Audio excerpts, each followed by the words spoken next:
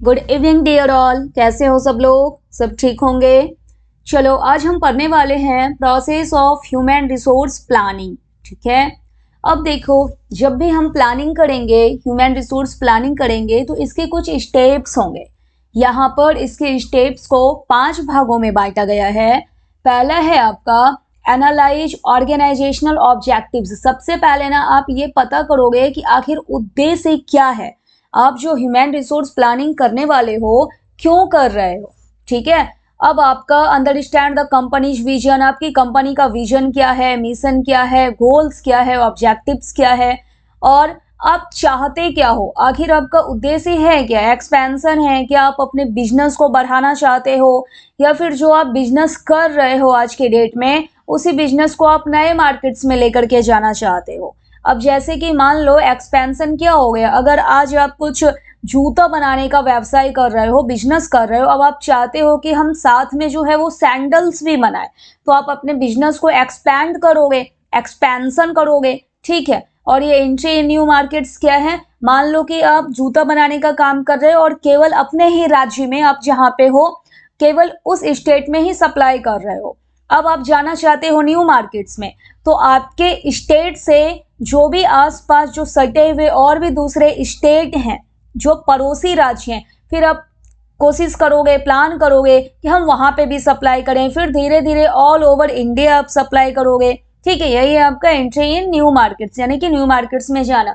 तो आपके ऑब्जेक्टिव्स क्या है कि आप अपने बिजनेस को बढ़ाना चाहते हो या फिर जो बिजनेस आप कर रहे हो आप उसी बिजनेस को लेकर के नए मार्केट में जाना चाहते हो। तो पहले आप अपना ऑब्जेक्टिव्स डिसाइड करते हो और ऑब्जेक्टिव्स डिसाइड होने के बाद फिर आपको ये पता करना है कि किस तरह का वर्क फोर्स आपको चाहिए, what kind of work force will be needed, जो आपका गोल्स है उस गोल्स को फुलफिल करने के लिए। ठीक है, अब जैसे कि मान लो कि कोई भी कंपनी वो plans to launch a new product line, अगर वो न्यू प्रोडक्ट लाइन लॉन्च करना चाहती है। अब ये न्यू प्रोडक्ट लाइन क्या है, सपोज डेट कि कोई कॉस्मेटिक्स कंपनी है, वो क्रीम बनाने का काम कर रही है, केवल ना वो क्रीम बनाती है, ठीक है, फेस क्रीम बनाती है। अब वो प्लान कर रही है भाई हमें न्यू प्रोडक्ट पे जाना है, अब क्रीम के साथ ना हम पाउडर भी बनाएंगे या लिपस्टिक भी बनाएंगे या हो सकता है कि हम काजल भी बनाएंगे। ठीक है, कुछ और प्रोडक्ट अगर वो बनाना चाह रही है, जो प्रोडक्ट ऑलरेडी वो बना रही है उसके सिवा कुछ और प्रोडक्ट बनाना चाह रही है, तो वो क्या होगा, they wants to launch a new product line. ठीक है, देन एचआर नीड्स, फिर ह्यूमन रिसोर्स जो है क्या रिक्वायरमेंट हो गई, वो प्लान करेंगे फॉर एक्स्ट्रा इंजीनियर्स, आपको एक्स्ट्रा इंजीनियर्स की रिक्वायरमेंट हो सकती है। एक्स्ट्रा इंजीनियर्स जो है आपके, अगर आपको कुछ टेक्निकल एक्सपर्टाइज की आवश्यकता है तो आपको इंजीनियर्स की जरूरत पड़ेगी। आपको मार्केटर्स चाहिए, आपको सेल्स पीपुल चाहिए। मार्केटर्स क्या करते हैं ना, ये अवेयरनेस को क्रिएट करने का काम करते हैं, आपके अंदर जो है ना वो इंटरेस्ट को जागरूक करते हैं, आपके अंदर किसी भी प्रोडक्ट को लेकर के इंटरेस्ट जो है वो जागृत हो। ठीक है, और ये सेल्स पीपुल डायरेक्ट जो है ये डील करते हैं किनके साथ, कस्टमर के साथ, राइट। अब जब आपने अपना उद्देश्य देख लिया, ऑब्जेक्टिव्स आपने अपना सेट कर लिया, फिर आप देखोगे कि जो भी आपको नीड था, what kind of work force, जो भी आपको नीड थी, जो भी स्किल्स आपको चाहिए थी, उस हिसाब से अब आप देखेंगे कि आपके बिजनेस में पहले से जो है जो एम्प्लॉय हैं क्या उनके पास जो भी स्किल्स है वो इधर से मैच होती हुई है क्या, जो भी आपको चाहिए। यहाँ पे आपने देखा ना what kind of work force will be needed, फिर आप देखोगे कि आपके पास जो है वो कौन कौन से एम्प्लॉयज हैं और कौन कौन से स्किल्स वाले हैं, एक्सपीरियंस क्या है, रोल्स क्या है उनका, परफॉर्मेंस कैसी है उनकी और क्या पोटेंशियल है। ठीक है, जो आपके पास एग्जिस्टिंग एम्प्लॉयज हैं उनका आप ऑडिट करेंगे और इसके बाद फिर आप फॉरकास्ट करेंगे एचआर डिमांड और सप्लाई। अब यहाँ पे आपको पता होना चाहिए कि आपकी डिमांड कितने एम्प्लॉयज की है, कितने एम्प्लॉयज आपको चाहिए, एस्टिमेट हाउ मैनी, और साथ ही साथ what types of employees will be needed, आपको कौन से स्किल वाला बंदा चाहिए।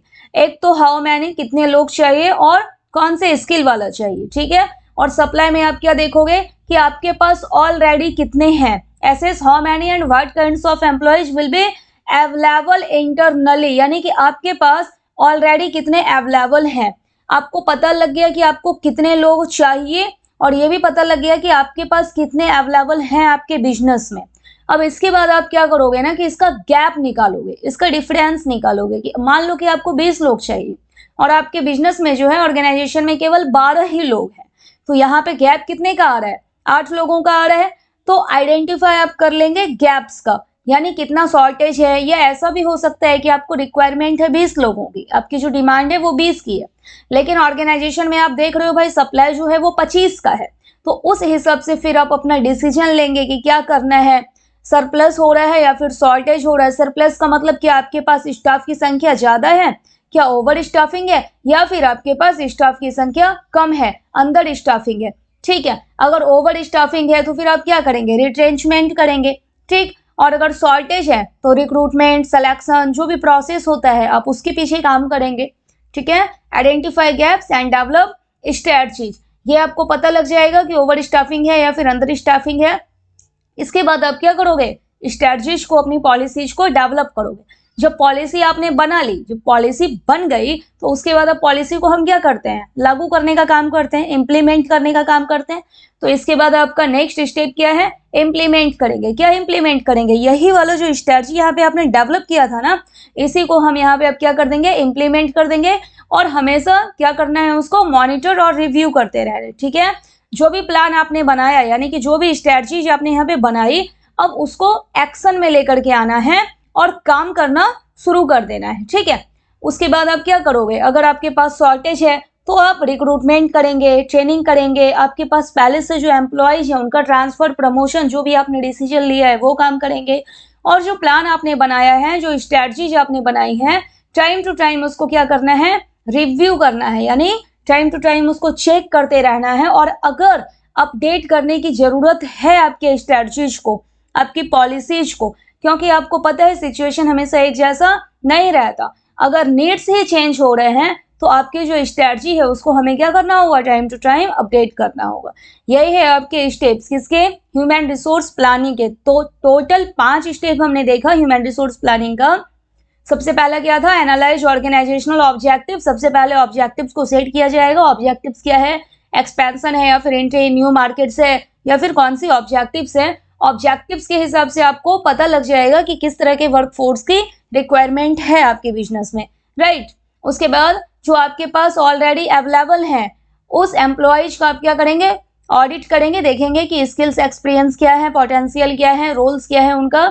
इसके बाद आप देखेंगे कि आपकी डिमांड क्या है, किनके, एम्प्लॉयज के, और आपके पास ऑलरेडी अवेलेबिलिटी कितनी है, सप्लाई कितना है। इसके बाद आप क्या करेंगे, इसका गैप निकालेंगे, और गैप निकालने के बाद स्ट्रेटजीज को डेवलप कर देंगे। और जब हम स्ट्रेटजीज को डेवलप कर लेते हैं, फिर स्ट्रेटजीज को क्या करने का काम करते हैं, इंप्लीमेंट करने का, बिजनेस में लागू करेंगे, time to time monitor and review करते रहेंगे। ओके, इसके बाद ना 5 की क्वेश्चंस रहता है HRP में, इसको हम नेक्स्ट लेक्चर में देखेंगे। ठीक है, ओके, थैंक यू।